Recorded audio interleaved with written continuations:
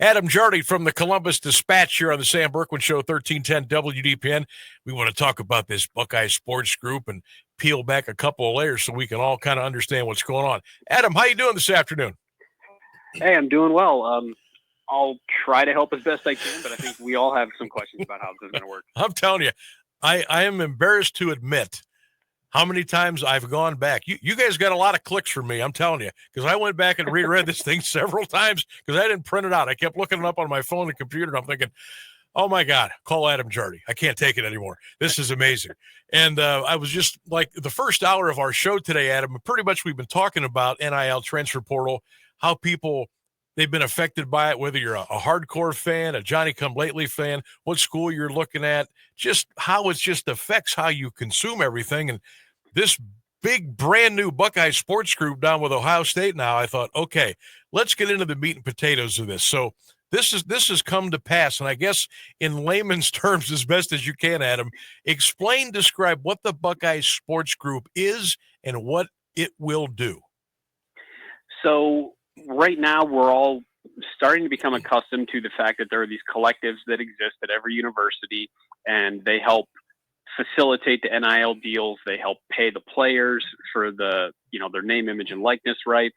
And the existing ones that deal with Ohio State right now, primarily the foundation, that's been the biggest one out there. Those are now part of this Buckeye Sports Group. Okay. And the way that it will operate is that will be the group that's charged with facilitating NIL deals, with helping Ohio State student athletes, monetize their name, image, and likeness rights. And the collective system as we know it right now will essentially cease to exist. So if you've been giving money to the foundation to support their efforts to pay players for their NIL rights, now that will go to this new group. That's the most meat and potatoes, bare bones way I can describe it. So, and I was looking, okay, so it's basically going to replace, you talked about the foundation, I guess for the avid Buckeye, for the 1870 Society, that was another collective. So this is all, would merger, would that make sense? Would that make sense? Okay. Yeah, you could say it's a merger. You could say like they're all being folded into this new group. I guess however you'd want to term it, but that's a fair way to describe it. So to kind of peel back another layer here, this will do with every varsity sport under the university's umbrella. So if it's football, if it's hockey, if it's gymnastics, all this goes into one to help have that revenue at hand and say, okay, now we're going to decide how we distribute it, where it goes, how much, and things like that. Yeah, and this is also sort of on top of the revenue sharing that Ohio State will already be doing, because as has been discussed a lot, here, especially recently, but there's universities can allocate up to $20.5 million this upcoming year to share with their student athletes. And this will be, sort of on top of that. So if you're a men's basketball player and you're going to get whatever percentage of that pot of that $20.5 million, but then you also are going to make whatever you're going to make through, outside NIL deals, that's where this group would come in. So it'd be sort of on top of all that. Interesting. Adam Jardy joining us from the Columbus Dispatch here on the Sam Bourquin Show, 1310 WDPN, WDPN.com. So some people actually texted me earlier today about, they just had questions about this. They said, well, what about the money and revenue that comes in from, say, like the television networks or radio or the Big Ten network?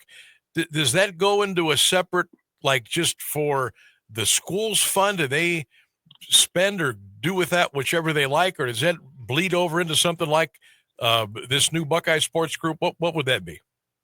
Yeah, so that's all the money that the athletic department will distribute to the players.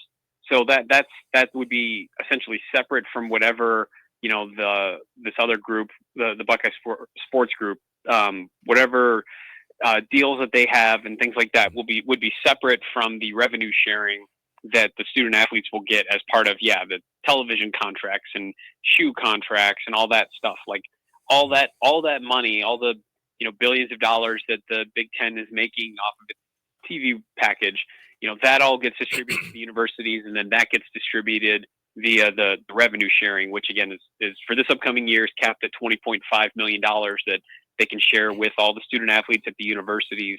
And that number will grow as the years, progress here, but that's the number they're working with for this upcoming year.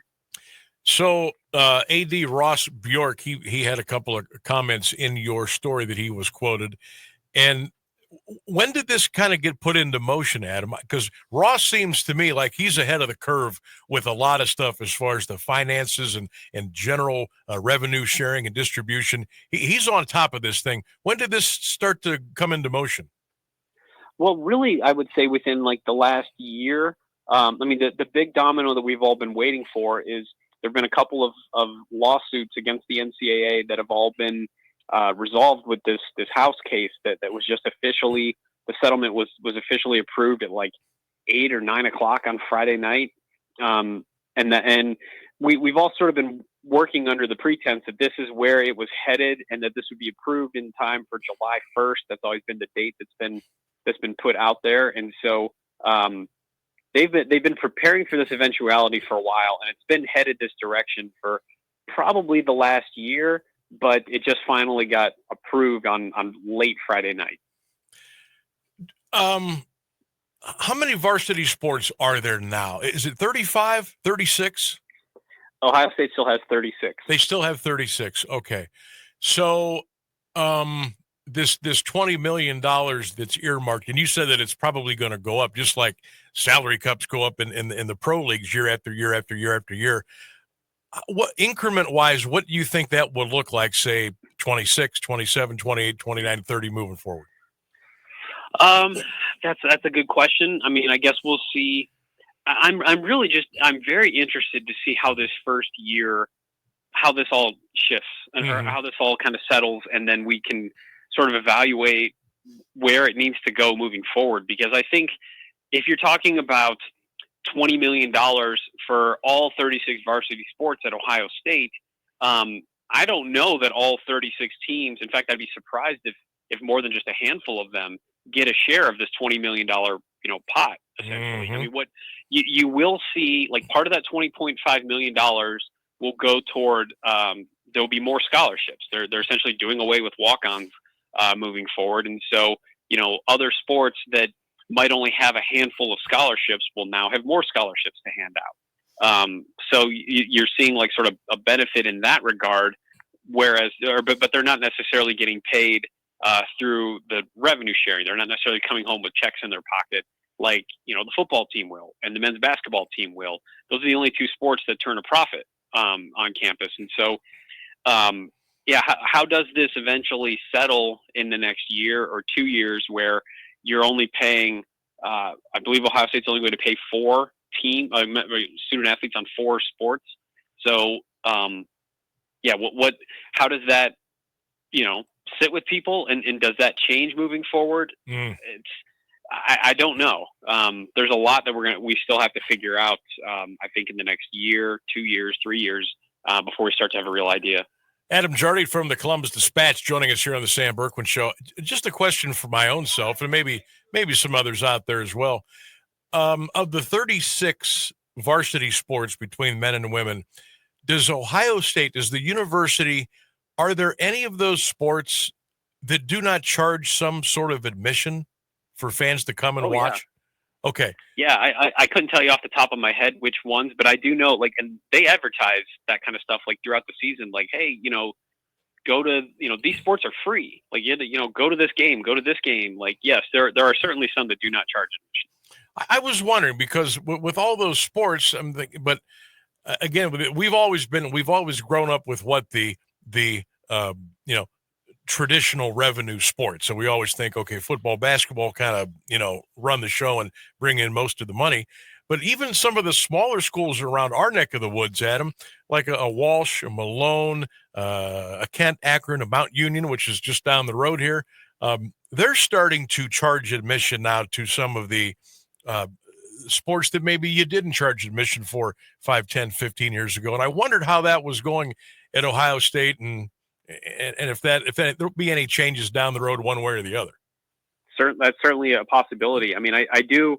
One thing that I think we do know about Ross Bjork is he enters, year 2 at Ohio State. I mean, he's looking at everything because certainly, we're talking about $20 million right now. Who knows where that number grows to? But that's $20 million that the university, used to spend on other things, and that the athletic department used to spend on other stuff. So that's, no matter how you operate a budget, when you're suddenly cutting $20 million out of it, that's going to certainly have an impact. And you got to look for ways to try to make up for that however you can. And so, yeah, monetizing revenue streams that you didn't use to monetize. Every athletic department, that's going to look different for everybody. But I mean, we've even seen in the last week, Ohio State announcing they're going to, put suites in at field level at the south end of the stadium. I saw that. I mean, those are the kinds of things. If you can take whatever you have and find a new way to generate more revenue from that, I think every athletic department in the country that wants to remain competitive has to look at those kinds of things. And certainly Ross Bjork is a fresh set of eyes doing that at Ohio State right now. No doubt. And I think, when Ross came in from Texas A&M, and we got a view from afar of how they did things down at College Station, whether it was, the Johnny Manziel effect, or they were at the front. And of course, Texas is, how Texas is. It's big. It's here we are. We've got oil. We've got donors. We got this. We got that. And man, they tapped into it. I think he's kind of brought that up here to Ohio, and it's really been a big piece of the puzzle with Ohio State. You mentioned those field level suites, loges, whatever. Are those going to be ready in time for this season or next year, Adam? It looks. I think it's next year is what they're targeting. I think that's a pretty big undertaking. I don't quote me on that. Since I don't do any football. I don't have the specifics on that, but that's going to be a major shift. And it looks, the drawings, they look kind of weird. I think it's probably going to be an adjustment for all of us. I saw, and I'm like, what? Sam? Okay. Well, hey, they know what they're doing down there, so I'll just let them go. But yeah, they looked a little bizarre. So as we move forward now with this Buckeye sports group, how do you look at boosters and donors in the corporate community? What kind of effect will it have on them? And do you see increases coming from these different entities? Will they kind of level off? And if they do, how does somebody like Ross Bjork say, hey, now this is where it's going to go. This is where we want to take it. And this is who we're going to be. You can be proud of us. You're going to be happy with us. Reach a little bit deeper. How is that all going to come into play?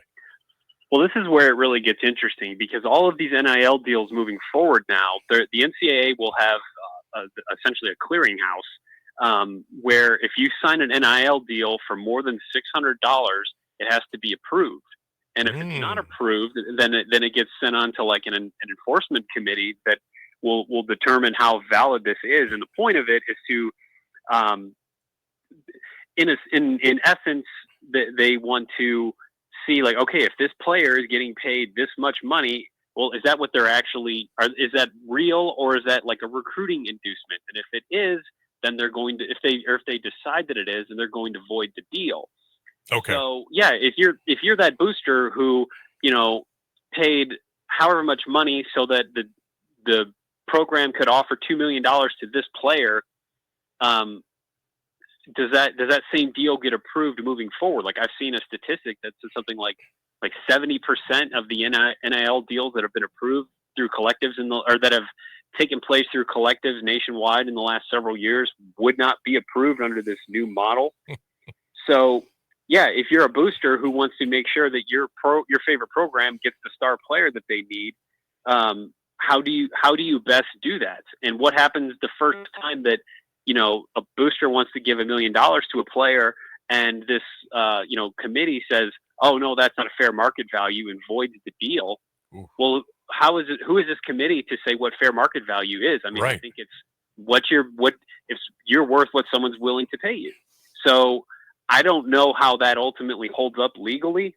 I do think there are more lawsuits coming because the first time someone is set to make $1 million and the committee says, oh no, you're actually only worth $200,000. you can't take that deal. Well, they're going to find themselves in court pretty quickly. No doubt. And I mean, there's players right now, like if you're going into your sophomore year in college right now and say you're making $4 million this year in NIL money.